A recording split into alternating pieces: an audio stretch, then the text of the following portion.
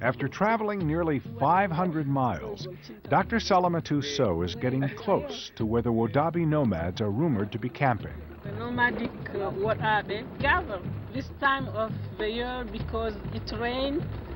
They have water, so they can stop and meet for celebration. The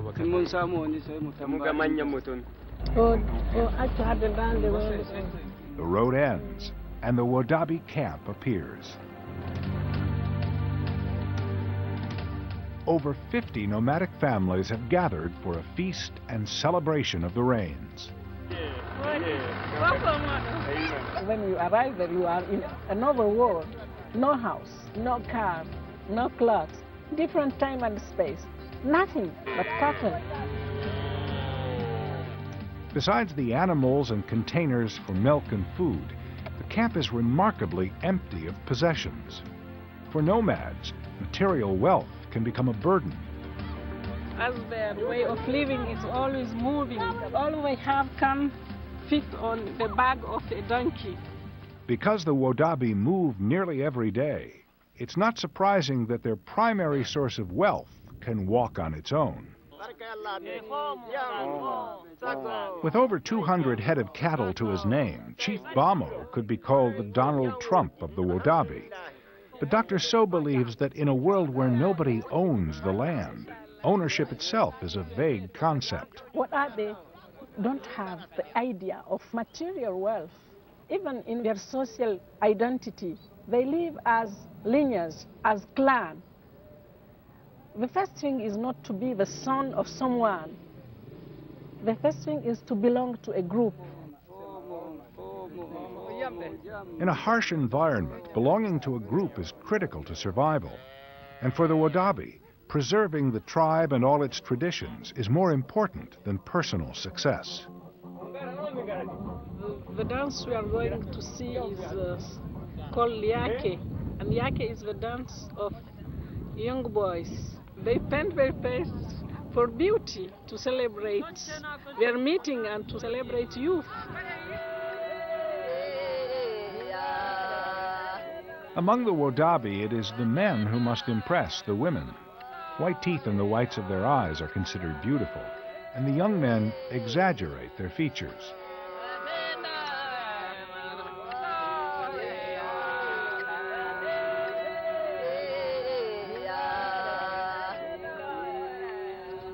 The Wodabi dance during the rainy season when abundant food and water make them feel wealthy. But during the coming dry season, it may not rain for nearly 9 months, and the Wodabi will have to struggle to survive.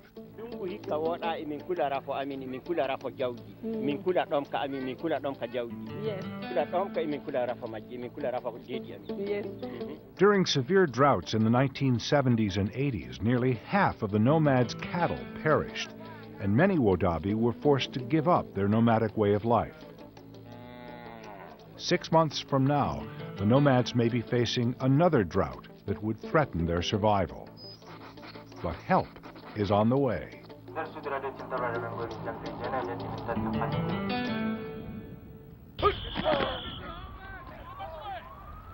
The American dream is to be rich and have money and to be powerful. When you come from other countries, you're nobody. But in America, you can make something of yourself. You can become somebody. Without the American dream, you have no ambition. Without ambition, you have nothing to strive for. So I think everybody should have an American dream. That was really deep, man. That's what's deep. Donald Trump is in Brooklyn dedicating a new football field, which has been named in honor of his parents, Fred and Mary Trump. I want to thank the Trump family. You know, the name Trump is known throughout the world. And Brooklyn is known for our beloved Dodgers, the greatest hot dogs at Nathan's, and so many other things. But you know what? We're also known for something else.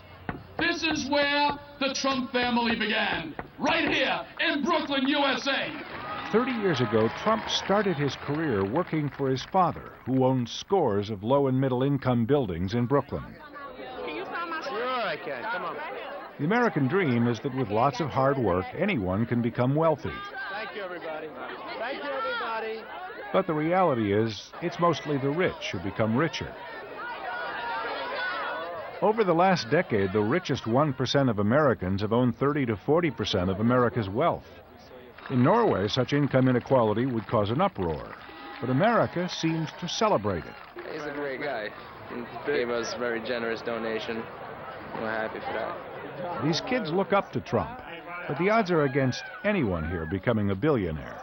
The best shot I have of becoming a billionaire is a billion, well, I don't know if I have a shot, a millionaire by winning the lotto or something like that. That's about the best shot I have of becoming a millionaire. If you win the championship, I'll come back and give you the trophy. In America, tomorrow's billionaires rarely fall far from the tree. You believe how low these ceilings were? You can see the line right there. It's 5 feet of ceiling space that they just covered up for no reason. Meet Donald Trump, Jr. A lot of the times I get a, "You're a what?" and get a very interesting response. But, you know, I think that once people get to know me, then they get over that initial shock factor. The first big project that Donald Jr. is working closely with his father on is renovating a new purchase, Trump Park Avenue. This is the floor. By the way, this floor I like, fellas. This came out. Me and Now, Don can we Jr. get went the out to ribbon? Jersey. That's what you saw out in Jersey. Won't be a problem, and it's not a substantial rule ahead, actually. We met with John the Are other they going day to give and- me the boxes in the corner? Both father and son share a head for business and an eye for detail. Did you ever see a ceiling that nice?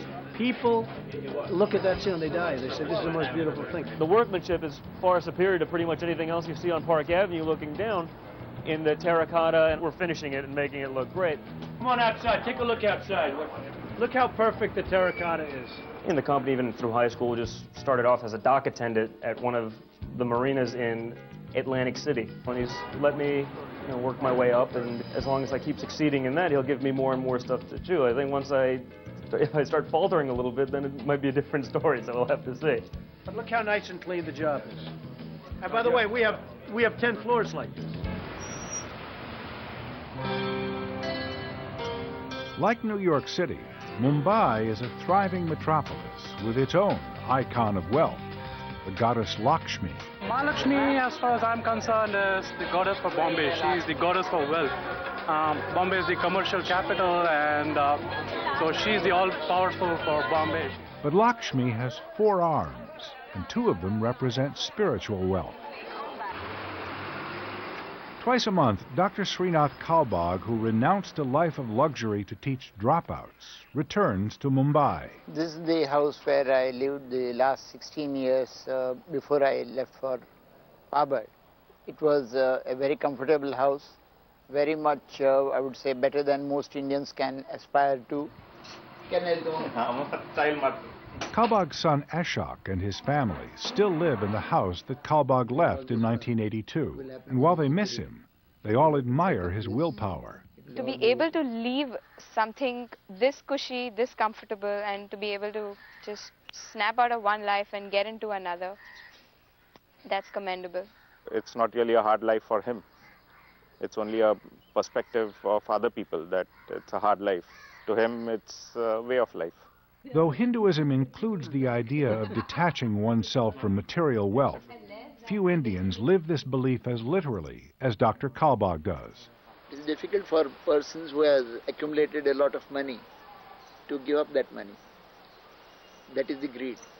I think it was Mahatma Gandhi who had said once, on this earth there is enough for everybody's need, but not enough for even one man's greed.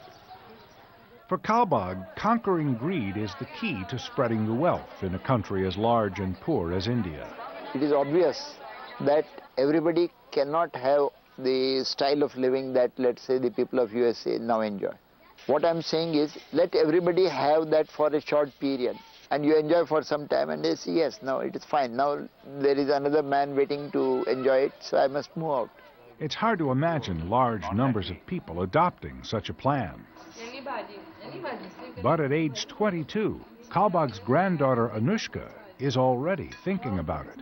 I can't see myself doing it, right now at least, but I hope to be able to do that someday. And if I can achieve being happy, I would consider myself wealthy. Kalbag's trips to the city are usually short, and as soon as he can, he returns to his students at the ashram. म्हणतो तसं इथे कॉन्क्रीटचं हे बसवलं. There is no sacrifice in what I'm doing. I'm enjoying it. So I don't feel I've renounced something and I've made a sacrifice. When we are seeking wealth, we are really seeking happiness. We think wealth will bring the happiness. Wealth may be necessary, but happiness is something that cannot be purchased. The happiness is in our mind.